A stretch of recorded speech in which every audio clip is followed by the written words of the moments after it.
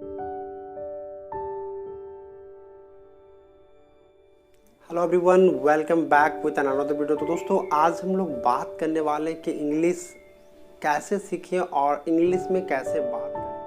देखिए दोस्तों, इंग्लिश सीखना बहुत आसान और बहुत आसानी से आप भी इंग्लिश सीख सकते हो, वो भी यूट्यूब के ज़रिए। यूट्यूब आज बहुत बड़ा प्लेटफॉर्म है जहाँ पर आप इंग्लिश ही नहीं, कोई भी चीज़, कोई भी स्किल को घर बैठे सीख सकते हैं, वो भी फ्री ऑफ कॉस्ट। और इसके लिए आपको कोई भी चार्जेस, कोई भी पैसा पे नहीं करना होगा, आप घर बैठे सीख सकते हैं। शर्त बस इतना है कि आपके अंदर विल पावर होना चाहिए, इच्छा शक्ति होना चाहिए कि मुझे इंग्लिश सीखना है। तो सबसे पहली बात तो ये है कि आप अपने आप से कमिटमेंट कीजिए कि मुझे आने वाले 6 महीने के अंदर इंग्लिश बोलना सीखना है, पहला चीज़।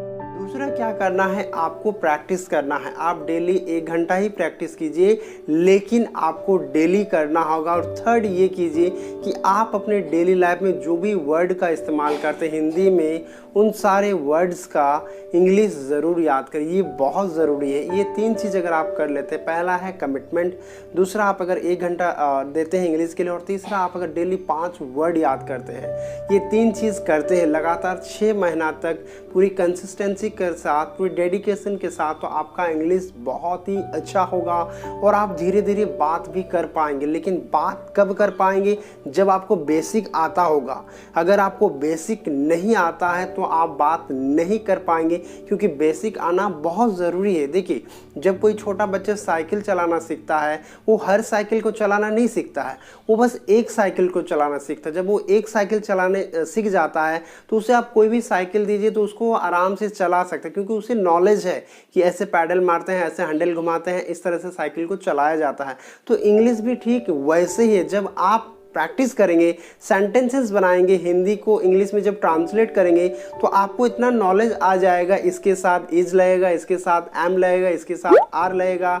जाना का मतलब गो होता है, खेलना का मतलब प्ले होता है, खाना का मतलब ईट होता है। और आप धीरे धीरे जैसे जैसे प्रैक्टिस करेंगे आपको इंग्लिश में समझ में आएगा और आप थोड़ा थोड़ा समझ भी पाएंगे। जब आप थोड़ा थोड़ा समझ पाएंगे और आपको बेसिक चीज़ का नॉलेज हो जाएगा, तब आप बहुत आसानी से इंग्लिश में टॉकिंग कर पाएंगे, यानी बात कर पाएंगे। लेकिन आपको सीखना पड़ेगा। देखिए, बिना सीखे नहीं बोल सकता। हाँ, आप बिना सीखे भी बोल सकते अगर आपका मदर टंग है इंग्लिश।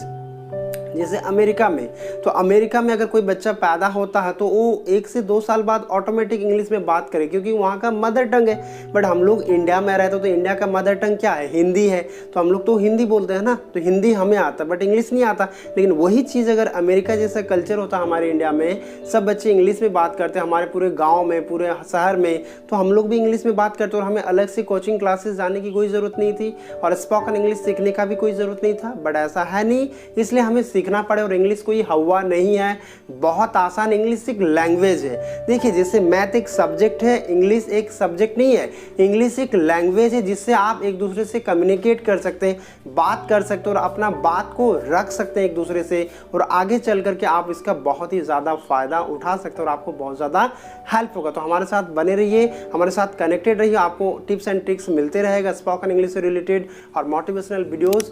और बस अपना जो स्पोकन इंग्लिश है उसे इम्प्रूव कीजिए और लाइफ में आगे बढ़ते रहिए। So wish you all the best and fulfil all your dream. Thank you so much for watching this video. Bye bye.